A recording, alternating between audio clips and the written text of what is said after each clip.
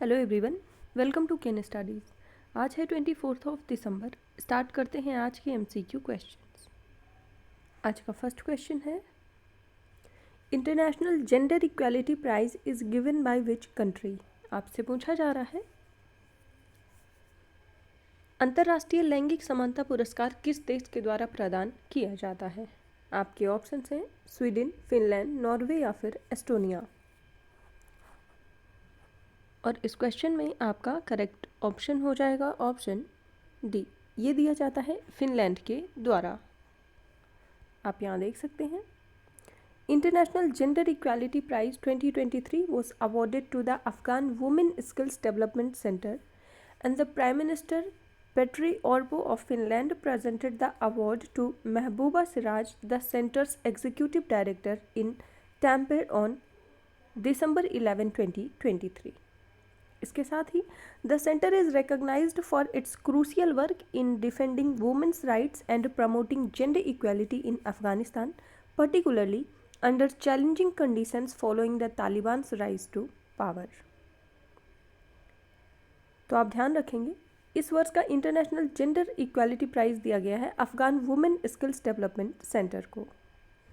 इस प्राइज़ की बात करें तो it is a government prize administered by the ministry of social affairs and health in Finland. बढ़ते हैं नेक्स्ट क्वेश्चन की ओर। Recently, Sahitya Akademi has announced to give Sahitya Akademi Award 2023 to writer Neelam Sharan Gaur for her novel Requiem in Raga Janaki. So, for which language he is being given this award?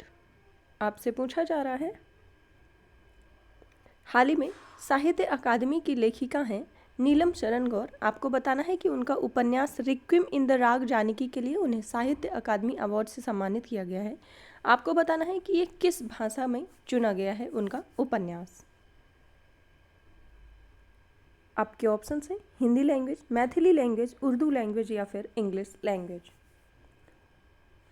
और इस question में आपका correct option हो जाएगा option D, ये English language के लिए नीलम शरण गौर को उनके उपन्यास रिक्विम इन द रागा जानकी के लिए सम्मानित किया गया है। आप यहाँ देख सकते हैं, Neelam Sharan Gaur will get the award for her English novel requiem in Raga Janki. और अभी हाल ही में साहित्य अकादमी ने अनाउंस किया है वर्ष 2023 के लिए साहित्य अकादमी अवार्ड 24 अलग अलग लैंग्वेजेस में। इसके साथ ही इस वर्ष 9 books of poetry, 6 of novels, 5 of short stories, 3 essays and 1 literary study had won the साहित्य अकादमी अवार्ड दिस ईयर। बढ़ते हैं नेक्स्ट क्वेश्चन की ओर। Which day of the year is celebrated as world basketball day. आपसे पूछा जा रहा है, निम्नलिखित में से किस दिन को विश्व बास्केटबॉल दिवस मनाया जाता है। आपके ऑप्शंस हैं 19 दिसंबर, 20 दिसंबर, 21 दिसंबर या फिर 22 दिसंबर। और इस क्वेश्चन में आपका करेक्ट ऑप्शन हो जाएगा ऑप्शन सी, ये सेलिब्रेट किया जाता है 21 दिसंबर को। यहाँ आप देख सकते हैं, world basketball day is celebrated annually on 21 December to commemorate the growth of sports that has inspired millions of people worldwide with its athleticism, joy and camaraderie. So basketball की बात करें तो it has developed into one of the most well liked and extensively practiced sports in the world today. इस वर्ष world basketball day की theme है creating a lasting legacy for a better future. बढ़ते हैं नेक्स्ट क्वेश्चन की ओर। In which city of India Tibetan spiritual leader Dalai Lama inaugurated International संघ forum 2023। आपसे पूछा जा रहा है, भारत के किस शहर में तिब्बती आध्यात्मिक नेता दलाई लामा ने अंतर्राष्ट्रीय संघ फोरम 2023 का उद्घाटन किया है। आपके ऑप्शंस हैं बोध गया, रांची, धर्मशाला या फिर चंडीगढ़। और उस क्वेश्चन में आपका करेक्ट ऑप्शन हो जाएगा ऑप्शन ए, इसका जो उद्घाटन किया गया है वो बोध गया में किया गया है। आप यहाँ देख सकते हैं। Tibetan spiritual leader Dalai Lama inaugurated the 3-day international Sangha forum 2023 in Bodh Gaya in Bihar, जो कि एक सेक्रेड प्लेस है where Gautam Buddha attend enlightenment. So the event will see discussions among monks, nuns and Bhikkhu scholars that delve into the profound teachings of Buddhism. So over 2000 members of the Sangh and invited guests from 33 countries जिनमें शामिल हैं Thailand, Myanmar, Bangladesh, Cambodia, Laos, Sri Lanka, Tibet, Bhutan, Nepal, Vietnam, Taiwan, Japan and Korea. तो इन countries मतलब total कहें तो 33 countries से इसमें guest invited हैं। बढ़ते हैं नेक्स्ट क्वेश्चन की ओर।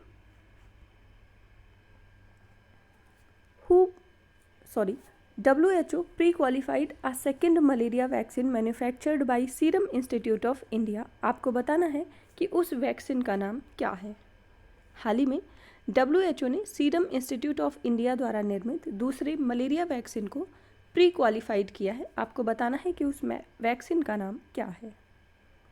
आपके ऑप्शंस हैं B21 vaccine, AS01 vaccine, FN01 या फिर R21 वैक्सीन। आपको बताना है कि प्री क्वालिफाइड जो सेकेंड मलेरिया वैक्सीन है उसका नाम क्या है।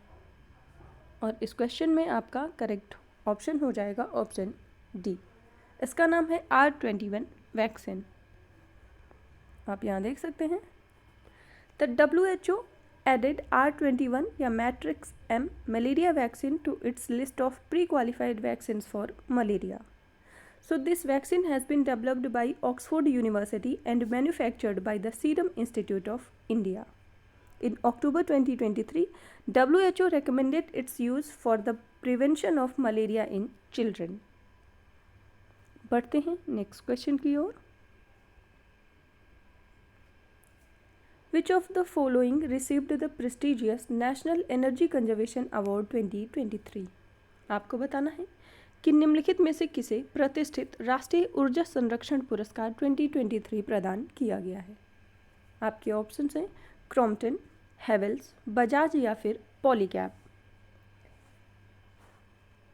और इस क्वेश्चन में आपका करेक्ट ऑप्शन हो जाएगा ऑप्शन ए, ये प्रदान किया गया है क्रॉम्पटन को। आप यहाँ देख सकते हैं। President Droupadi Murmu conferred the National Energy Conservation Award 2023 to Crompton Greaves Consumer Electricals Limited. So Crompton received this achievement in the category of the most energy efficient appliances of the year 2023 for its storage water heater. बढ़ते हैं next question की ओर।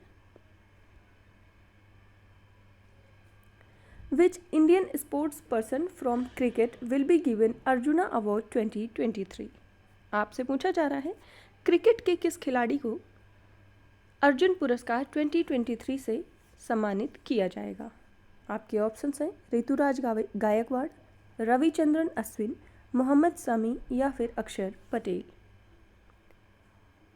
और इस question में आपका correct option हो जाएगा option C, ये प्रदान किया जाएगा मोहम्मद शमी को।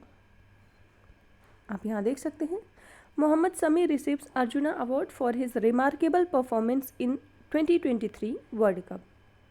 अर्जुना अवार्ड की बात करें तो this award is for outstanding performance in sports and games and it is the second highest sporting honour of India.